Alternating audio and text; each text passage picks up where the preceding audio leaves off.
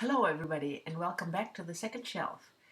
Today I want to talk to you and with you because I'd really appreciate if you leave comments after watching the video.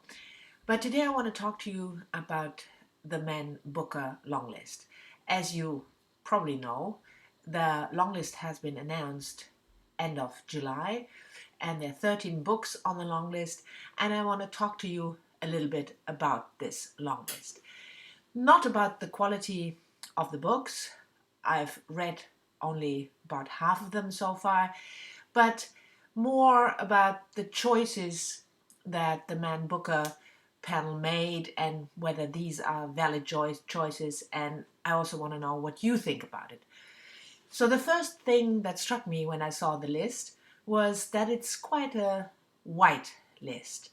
There are only 3 authors on the list that could qualify as people of color, people of a minority. That's Madeleine Tien, Steve Beatty, and Otessa Moshfegh. So out of the 13, only 3.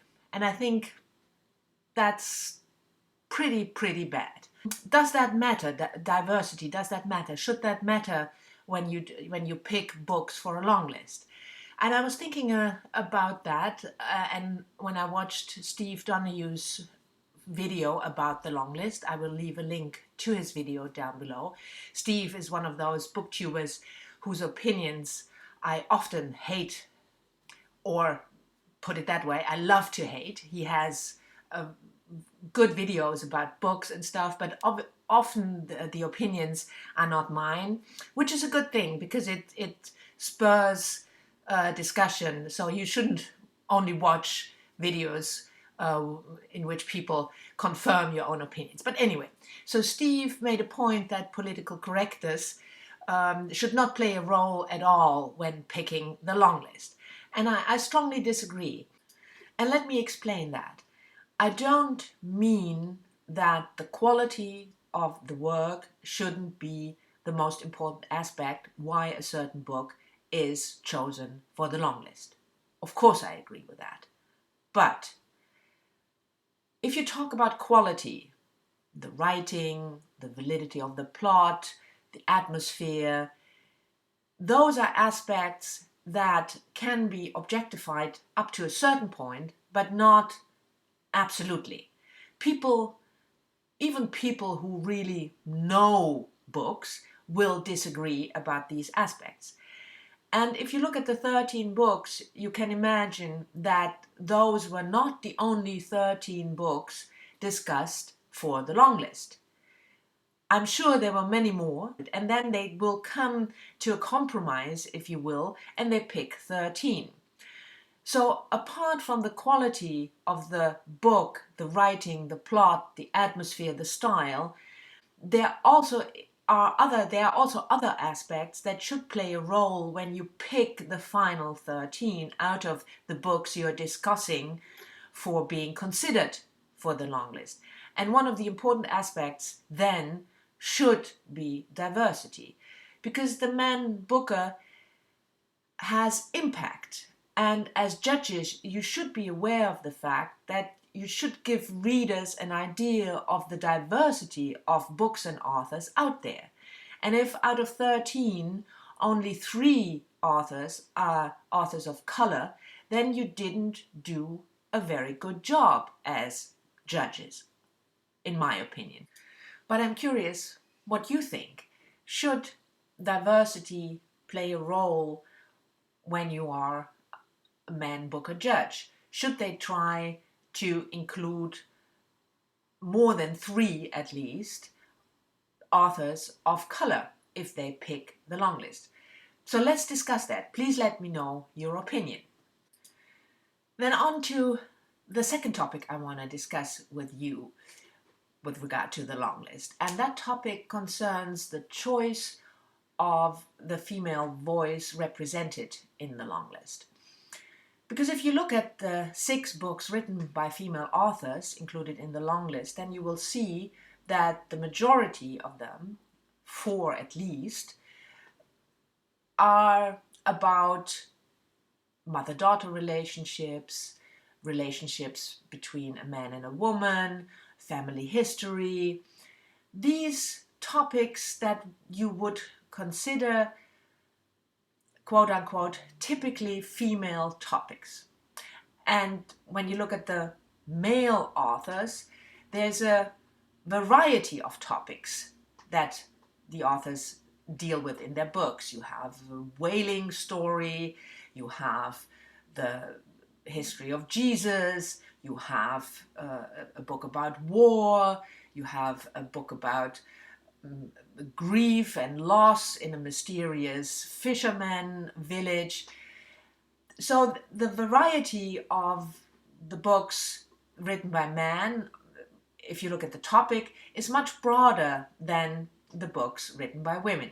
And before you throw things at me on the screen or hate me, I want to emphasize that, of course, any author can write about anything he or she wants. And a book about a family or a book about a mother-daughter relationship is just as valid as any other topic you want to write about, if it's a good book. But what I'm concerned about is an issue that I want to address, and that is the issue of gender confirming stereotypes. If on the Man Booker Longlist, the books written by female authors are about those topics that everybody out there considers a typical female topic, then this might have the risk that readers will think, well, that's what women authors write about. And even worse, that's what women authors can write about. And that's not true, because female authors write about a lot of other things, like Lionel Shriver, who wrote The Mandibles in the Man Booker year, a science fiction story set in the US about an economic crash. Or Edna O'Brien in her The Little Red Chairs. She writes about war and the impact of war crimes. Or Annie Proulx, The Barkskins. Or Sarah Perry, The Essex Serpent. Just to name a few out of the top of my head. So the range of topics that female authors write about is just as big as the range of topics by male authors. And what you don't want to have is that by picking only a certain segment of that range for the Man Booker, is that you make sure that female authors are praised only if they write about certain topics, quote unquote female topics. And I think the danger in this is that female authors, books by female authors who write about other topics, will be judged not by the quality of their work or the standards that you would apply to male authors, but purely by the fact that they are female. And a good example of that, I think, is a video I watched some time ago over at Neil Griffith's channel, a booktuber whose opinion I also often love to hate. He's a great booktuber, so you should definitely subscribe to him. But he and I don't see eye to eye often when it comes to books or what is good quality prose. Anyway, he made a video last year discussing A Little Life by Hanya Yanagihara, a book review. He didn't like the book, or that's not true, he had issues with the book, which is perfectly fine. My point here is that he didn't find the male friendship depicted in the book believable, which is also fine. Or it would have been fine if he hadn't made the argument that Yanagihara's failure was not because of bad writing or anything, but because she was a female author, and obviously, therefore, was incapable of describing a male friendship in a valid way.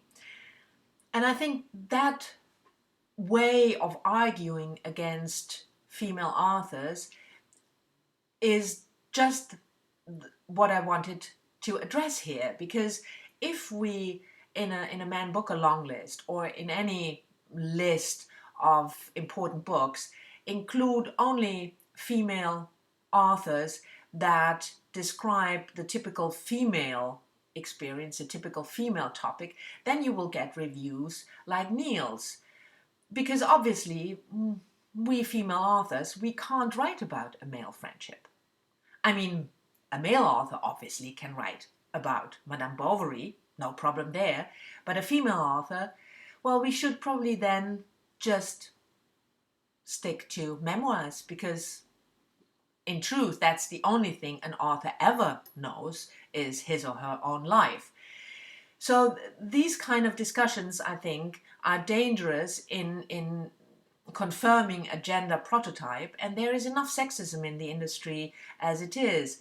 I just recently read an article in The Guardian about a female author who sent out her manuscript under a male pseudonym and got 8 times more responses and positive responses than she did when she sent the manuscript, the same manuscript, out under her real female name.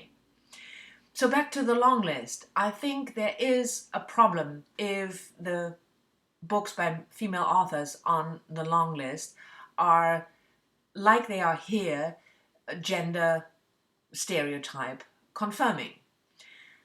But that's my opinion, and I would love to know what you think about that. Do you think it's important, if you choose the female authors for a list like the Man Booker, to include the broadest possible variety of topics, or should that not be an issue at all? So let's discuss. I hope you enjoyed it, this little discussion video, and will join me and discuss in the comments, and I'll see you all next time. Bye bye.